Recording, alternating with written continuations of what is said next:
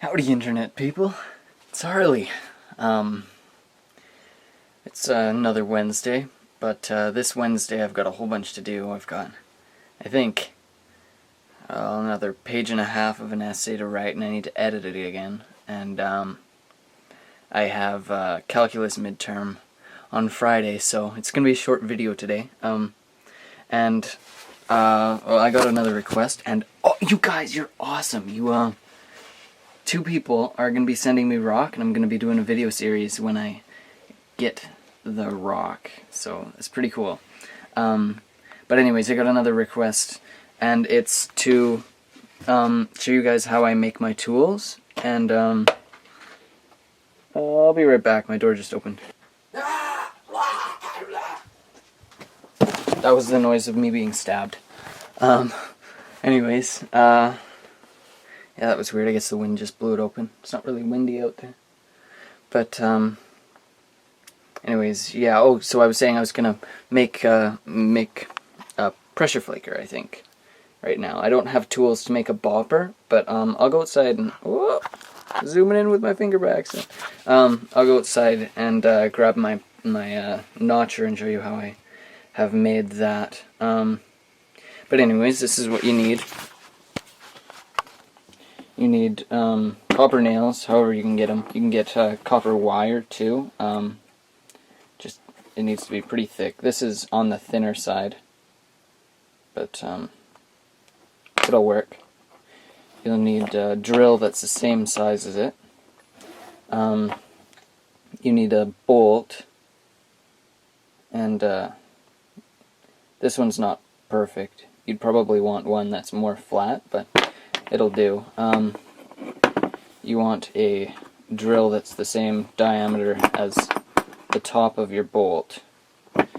And then I've just got a piece of a stick that I'm going to use for a small pressure flaker, because these are small nails.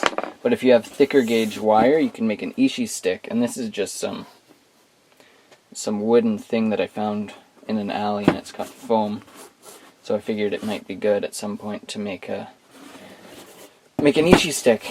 But yeah, so this is gonna be my tool. Alrighty, I'll show you how that's done.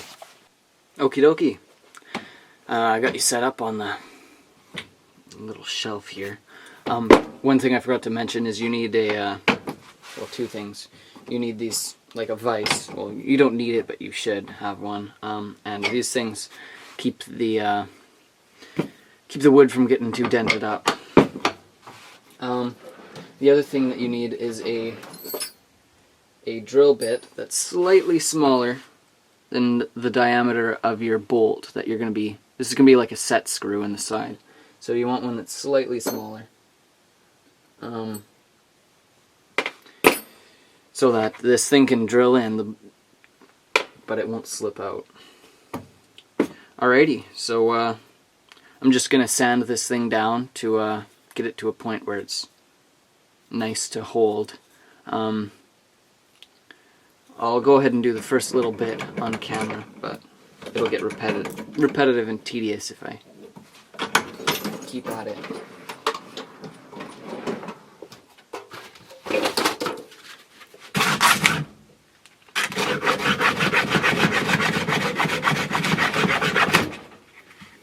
So this wood is still a bit green, so preferably you would be using seasoned wood, but I don't have too much of that.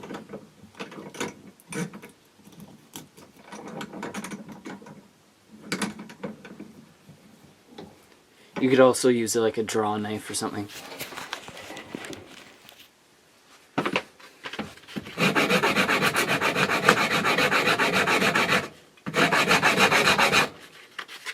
So I've been meaning to talk to you guys about something. I'm having a hard time uploading these videos on Wednesday, as you probably have noticed. Usually takes me until about Friday or Saturday to upload them. So I think I'm gonna change my slogan to updated every Friday, because although I film these things on Wednesday, I can't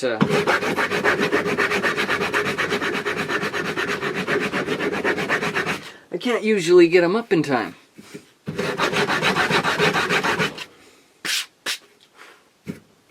Yeah, so this is just a chunk of cypress. Okay, yeah, so I'm just going to be doing this for all the parts that are sticking out, and like here, and anywhere where it's sharp. I'm going to give it a good sand. Alright, so this is what I do to smooth off the bark really quickly. I just got a strip of sandpaper like this, and I run it back and forth, and it does a really good job of it.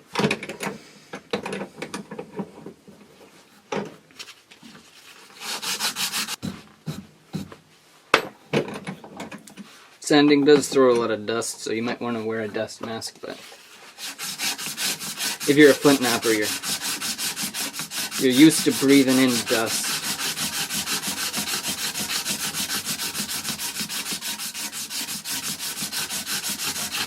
This stuff will tickle your nose. Whew, almost need to sneeze.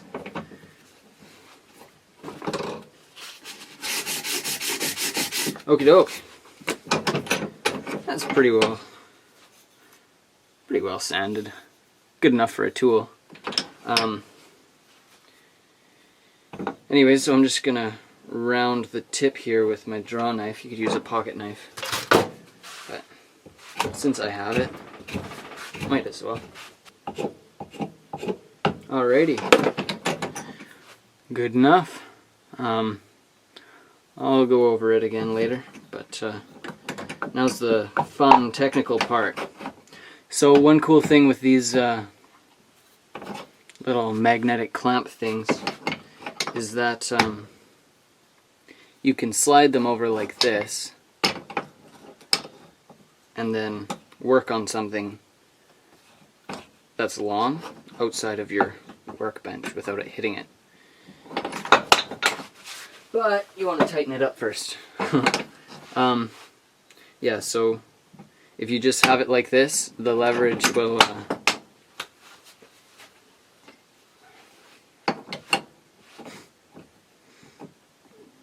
turn it into a triangle, hopefully.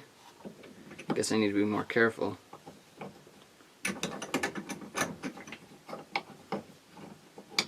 And then wedge your piece in like this, see? Wow, that was harder than it needed to be. Okay. I'm just gonna drill in here. Oh, I cut myself. Drill in here. I like to choose one side, like to go in closer to one side. That way there's more meat for the set screw to dig in. So I'm just gonna mark where I want it. Get the drill out. Drill that hole. I'm gonna go as straight in as possible. Sorry, I was trying to keep my head out of the way.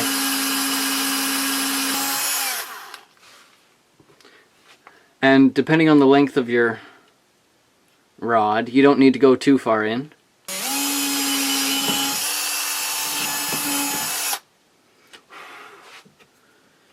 Let's see if it's the right size. Perfect. Okay, cool. Now I just need to clip the end off here. I could hammer it off, but I think I don't want to. Seeing as I only have little wimpy wire snips, I'm going to use a clamp, and the clamps have a little cutter in there, so it works pretty good. There we go. Probably want to hold on to that. I just lost it and it's got a sharp bit on the end. But anyways, take your file, round it off. That's one more thing. I'm bad at listing things you need. There we go. So these nails are already quite hard. But if you wanted to, you could harden them more by hammering them or twisting them in a vise. Actually, I think I'll do that just to demonstrate it. There we go.